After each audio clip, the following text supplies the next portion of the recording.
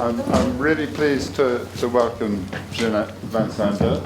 She is the foremost authority on French cinema in the country, so we're very lucky to have her. Welcome, Ginette. Thank you very much for coming. Thank you very much. I'm very pleased to be here and see this film again. I did review it in Sight and Sound when it came out about 2 years ago. And as we discussed earlier on, this is not going to be a talk. I'm not going to give you a lecture, and nor am I going to tell you what you should think about the film. I have my opinions, and in fact, seeing it again, I've seen it several times. I always slightly change my opinion when I see it. So it's a very powerful film, and I think we can agree on that. Maybe. Can I ask, first of all, how many people saw it for the first time tonight? Okay, so most of you, yeah? And it will be interesting then to have your reactions. What I'm going to do is, because it's a film that evidently kind of brings two stories together. One is the story of a group of migrants from Sri Lanka, a made-up family, as we see, and their kind of trajectory as migrants, as refugees in France, and their desire to go to England. And eventually, at the end, we see them in England, and we see kind of various stages of their integration, attempts, difficulties, and so on. So in that sense, it's a story about specific migrants from a particular country, and we know why they had to flee and why they're in France. At the same time, I think it's quite clear that the film offers itself as a kind of more universal story about what it's like to be going through this kind of issue. Now, the second story that the film is about, and that's partly why I'm sure I'm invited here and I have done a lot of work on, is the story of the particular setting in which most of the film takes place, the French suburbs or the banlieue. And I've just got a couple of slides simply because as I'm going to mention a few names, it's quite always useful to see them. So could I have the first slide, please? Yeah, that's the one.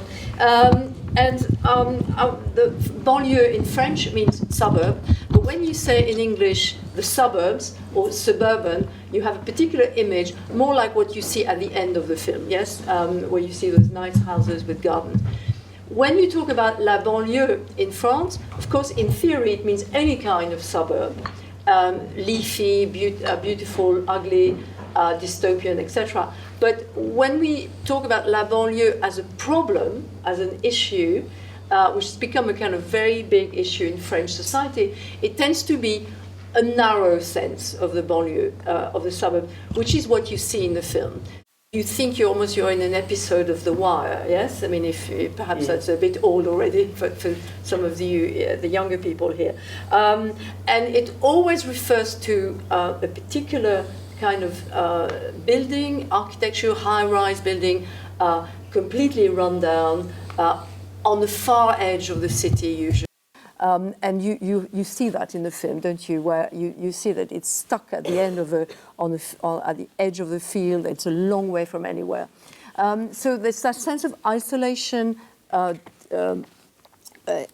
social problems, also a world which is ethnically mixed, and we introduced to a few people who are clearly from the former French colonies, and now we have a new lot of migrants coming from Sri Lanka.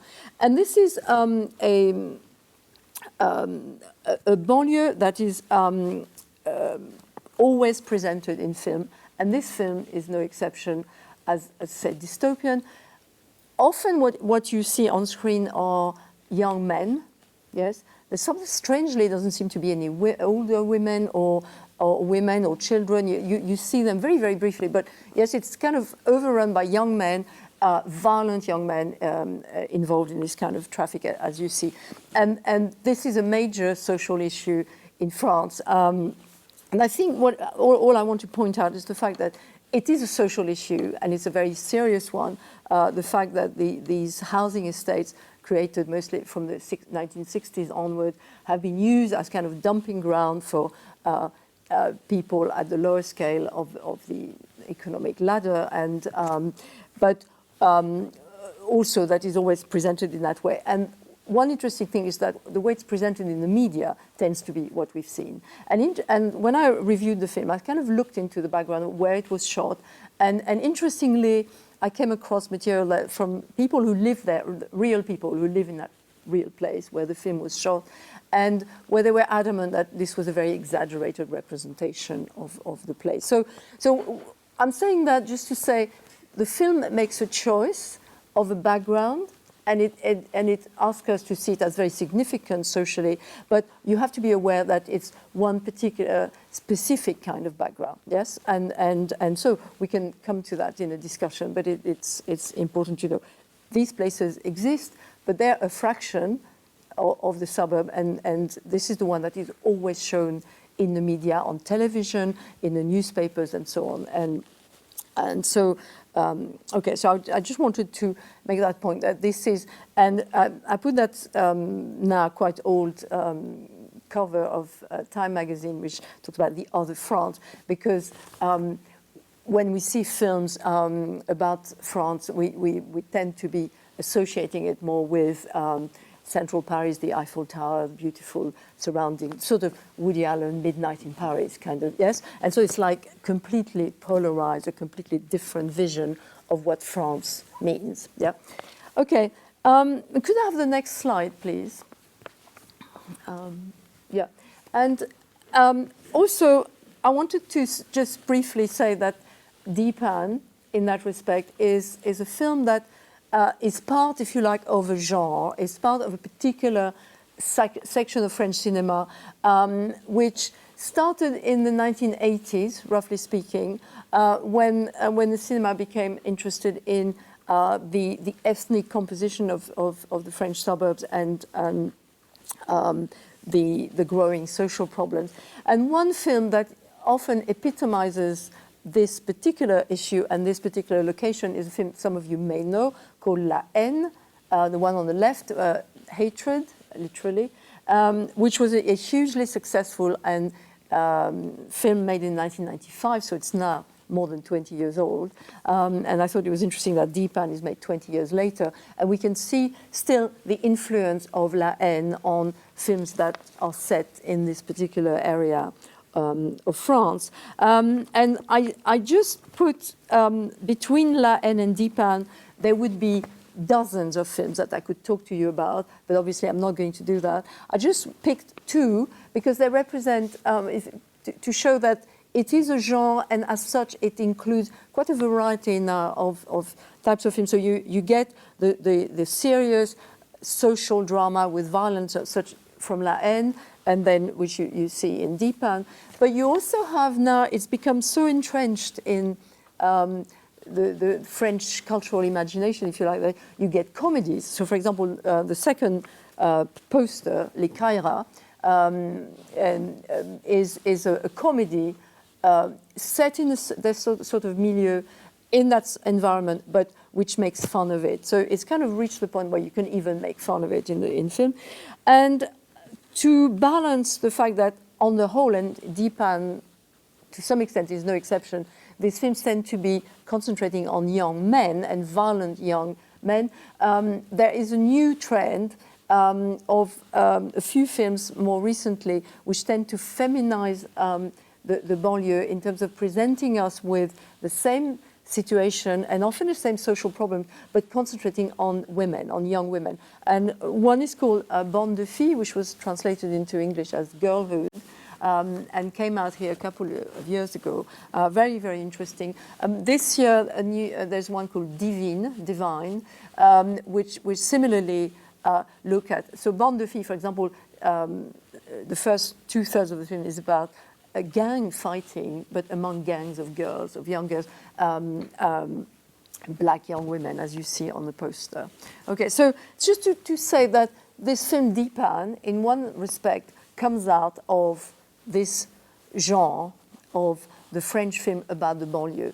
And so it's one way of seeing it, of what it says about that environment. Okay. At the same time, it tells us a different story by bringing in those people, the family, the recomposed family from Sri Lanka. So before opening up to some questions, I wanted to also say something about the filmmaker, Jacques Audiard, and how we can understand this film, not just as a French film about the banlieue, which it is, but also as a film by Jacques Audiard. And so could I have the next slide, please? Okay, so Jacques Audiard is now, I think, one of the, a very prominent French filmmaker. For those of you who might be familiar with older French cinema, his father was a very famous scriptwriter called Michel Audiard. Possibly it doesn't mean anything to you. He was a great scriptwriter of popular French film throughout the 50s and 60s and so on. So it's somebody who grew up in the film milieu. And he has made relatively few films, so born in 1952, and he has made relatively few films. This is not all of them, but there are not all that many more.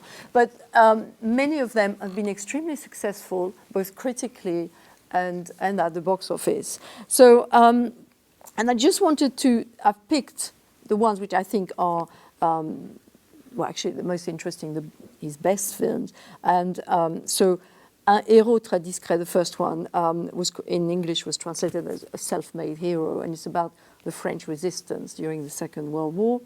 Sur mes lèvres, Read My Lips, was the drama about a young thug played by Vincent Cassel, you see on the poster, who became famous because of La Haine.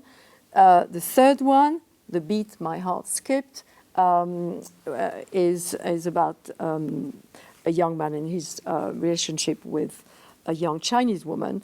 Un Prophète, some of you may have seen one of the most recent. A Prophet, it's a prison drama. And then finally, Rust and Bone, a drama where a young woman loses her legs. It's about the relationship between that couple. But what's interesting in looking at his work in general, and which I think helps understand some of the issues we see in Dheepan, is to think about, are there any, in this kind of diverse kinds of films, prison drama, melodrama, about a couple, Read My Lips is like a thriller as well, is that I think there are two things that connect these films, even though they're very diverse, which you recognize from what we've just seen. And one aspect is the way in which these films often skirt the line between documentary and fiction, between kind of social issues, taking us through a particular social problem. So A Prophet is a prison drama, but the hero is somebody from a North African background, and it's about partly about ethnic rivalry between communities and so on. So all the films have that kind of, are embedded in kind of a fine detail of French social issues. You can watch them and there's a kind of seriousness and depth of material about them. At the same time, what seems to connect them, perhaps Rust and Bone less so, is a focus on masculinity and violence. And there tends to be a kind of a trajectory in which a young male character or a male character grows up and kind of becomes, as it were, more of a man, and often through violence. Yes, so violence is kind of this. So this is a filmmaker. What I'm saying is who's interested in exploring the relationship between masculinity and violence, and of course in the film we've just seen, this is very much an issue, isn't it, about masculinity and violence, and while it's embedded in a very specific social issue or set of issues, it's also, I think, interested in that violence and its relationship to masculinity in a more general sense. Also, I would add, and this, I think the film we've seen also makes it clear, or perhaps less overtly, is that this reflection on masculinity and violence is also filtered through the cinema and filtered through a particular vision of male violence that comes to us also from the media, but also from film. So that that extraordinarily violent scene towards the end of the film, one can understand in that way. And you may, I'm sure some of you would have picked up earlier on at one point, the couple are looking at the violence, those kind of, and they say, oh, it's like being at the cinema, it's like watching a film. So this is a filmmaker who is, like many filmmakers, and I would say, like many French filmmakers, in love with Hollywood cinema and in love with a kind of violent male Hollywood cinema, and who but who is reflecting on it. So it's a reflection on violence, but filtered through the media, and as I said, this kind of edge between documentary and fiction, and okay, and I would say a few points that I would like to open up as questions. I think yes, it would be good to. I mean, I could go on and talk more about the background and so on, or give you my own view of the film. But I think it would be more interesting if that comes up in the discussion.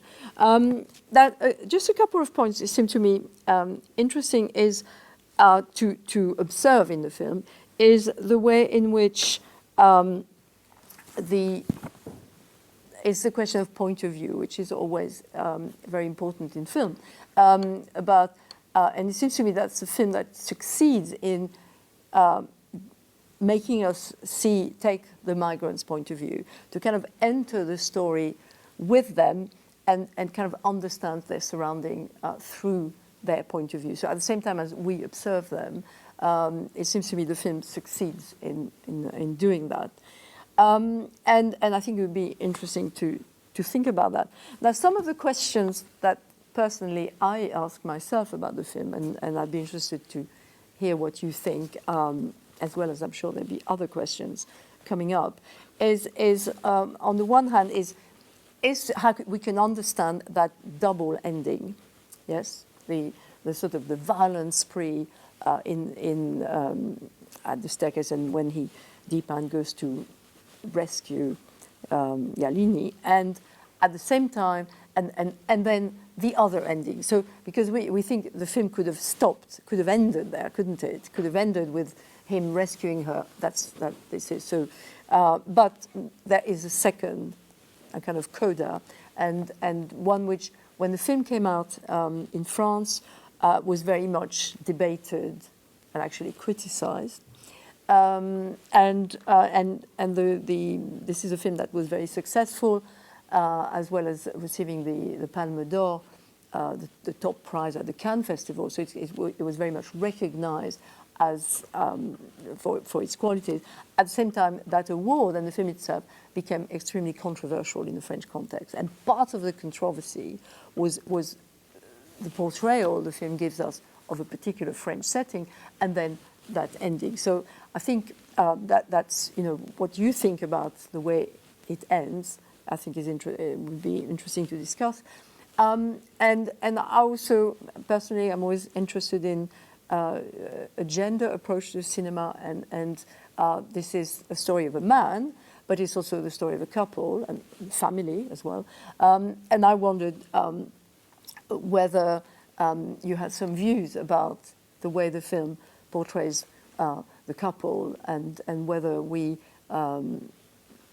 side more with one or the other, or what observations you might have. So I think, as well, even though, as I say, this is a film concentrated on masculinity, and like a lot of Jacques Audiard films, here we also have a couple, and I think it's worth kind of thinking also about the way that the gender intervenes in the telling of the story. So maybe I think I could stop now, and.